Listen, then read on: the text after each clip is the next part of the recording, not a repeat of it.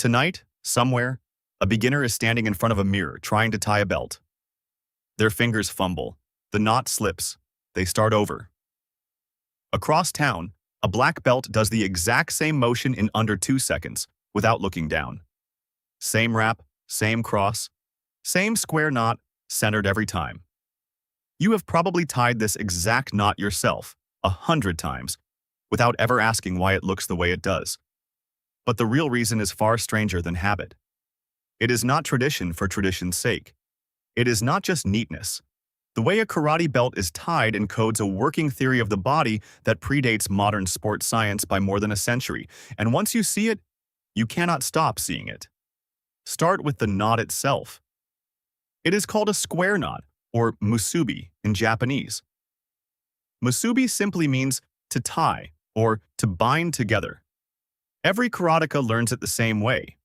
Wrap the belt twice around the waist, cross the ends, tuck, pull tight, flatten. The result sits low, on the hips, not the natural waistline. Why does it matter where a piece of cloth sits on your body? Because that is where your center of gravity lives. Anatomists call this region the body's core mass, roughly 2 finger widths below the navel. In Japanese martial tradition, this point has a name, hara. It means loosely belly, but it carries a much larger meaning. Your hara is treated as your physical and mental center, the place from which power, balance, and breath are all said to originate.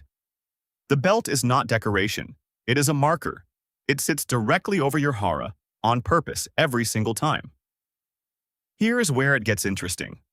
Biomechanics researchers who study martial arts performance, including work associated with sports scientist Lawrence Kuo, have measured something called the kinetic chain, the sequence in which force travels through your body during a strike.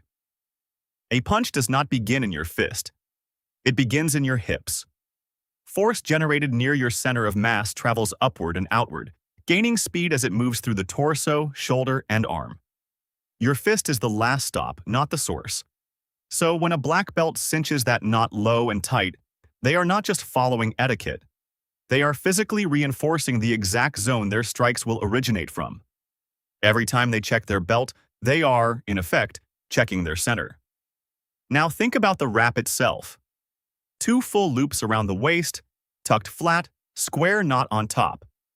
Compare that to a shoelace or a necktie, both of which are built to be quick and can loosen with a single tug. The karate belt knot is built to resist exactly that. It is designed to stay locked through violent, unpredictable motion. Throws, falls, sudden twists. You have felt this if you have ever trained. A loose knot works fine standing still. It fails the moment you move like you mean it. Historical accounts of Okinawan karate place the modern belt ranking system, and by extension, this style of tying, in the early 20th century, largely credited to Kano Jigoro, the founder of judo, who first introduced colored belts as a way to visually track a student's progress. Karate borrowed the idea and, with it, borrowed the knot that judo practitioners had already stress-tested on the mat. It had to survive being thrown to the ground repeatedly. Anything less than the square knot came undone. So the knot you tie every single class was, in a very real sense, field-tested through decades of people literally being thrown onto hard floors. Here is the twist you did not expect. Researchers studying ritual and repetitive motor behavior, including psychologist Francesca Gino's work on pre-performance rituals, have found something counterintuitive. The specific mechanics of a repeated ritual do not need to have direct physical benefit to still improve performance. Simply performing a consistent practice sequence before a stressful task lowers measurable anxiety and improves focus, regardless of whether the ritual itself does anything mechanically useful. Which means the belt tying ritual is doing 2 jobs at once. One is mechanical. It centers your awareness on your hara, and it will not fail you mid-throw. The other is entirely mental. The simple act of performing the same physical sequence, the same number of wraps, the same tuck, the same tug, every single time is quietly telling your nervous system, "We have done this before. We are ready." Ask any experienced karateka what they think about while tying their belt, and most will tell you the same thing. Nothing. Their mind has already moved on to the class ahead. The tying itself has become invisible, automatic, a threshold you cross without noticing you crossed it. That is not an accident. That is exactly what a well-designed ritual is supposed to do. Consider the belt color itself for a moment. White, yellow, orange, green, brown, black.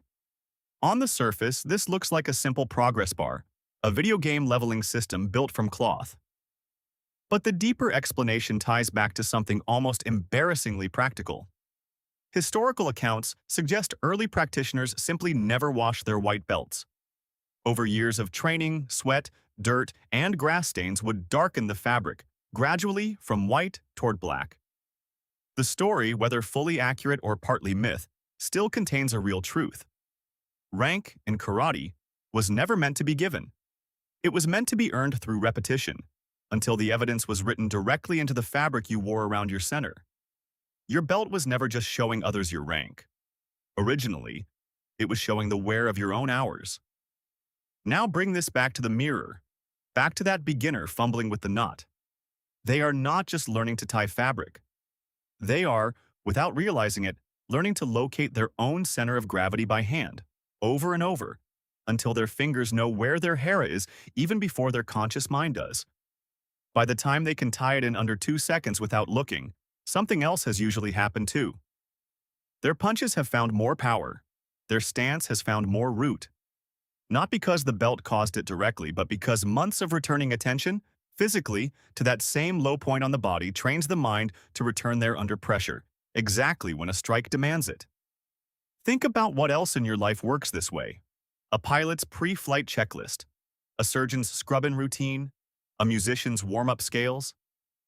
None of these rituals are strictly necessary in a purely mechanical sense every single time, and yet skipping them almost always costs something: focus, timing, confidence, the invisible margin between competence and excellence.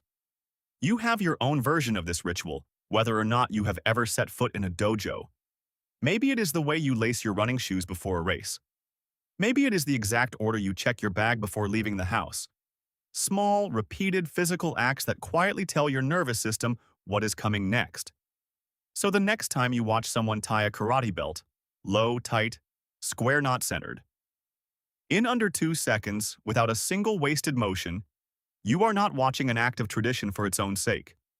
You are watching more than a century of biomechanics, ritual psychology, and hard-earned repetition, tied, quite literally, into a single knot resting directly over the center of everything that knot was built to protect. And somewhere, a beginner is still standing in front of a mirror, fumbling with the same knot, one wrap away from understanding exactly what their hands are actually learning. Let's go back further, because the story of the knot does not start with karate at all. Long before belts existed as rank markers, martial artists across Asia used simple sashes to hold their training garments closed. Function came first. Meaning came later. The obi, as it was originally called in Japan, was a plain strip of cloth worn by farmers, laborers, and fighters alike, with no rank attached to it whatsoever. It held your clothes together during hard physical work. Nothing more. So how did a piece of utility cloth become a symbol carried on the chest of every dojo in the world? The transformation happened through judo, not karate, and it happened for a reason that has almost nothing to do with mysticism and everything to do with organization. In the late 1800s, Kanojiguro was trying to solve a practical problem. He had dozens of students training at wildly different skill levels and no simple way to communicate at a glance who could safely spar with whom. Colored belts solved that problem instantly. A green belt could look at a white belt across the room and know, before a single word was exchanged, how to calibrate the intensity of practice. Karate, developing in Okinawa and later spreading to mainland Japan, adopted this same visual shorthand for the same reason. It was never really about the color. It was about instantly readable information, worn on the body, updated only through demonstrated skill. But here is what almost nobody tells you. Adopting the belt also meant adopting the knot that came with it, and that knot had already survived a level of physical punishment that most fabric fasteners never see. Judo is a grappling art. Practitioners are thrown, pinned, twisted, and dragged across the mat constantly. Any belt tied with a simple bow, the way you might tie a shoe, would come undone within minutes. Instructors needed something that could take that abuse and hold. The square knot, doubled over and flattened, was not chosen because it looked elegant.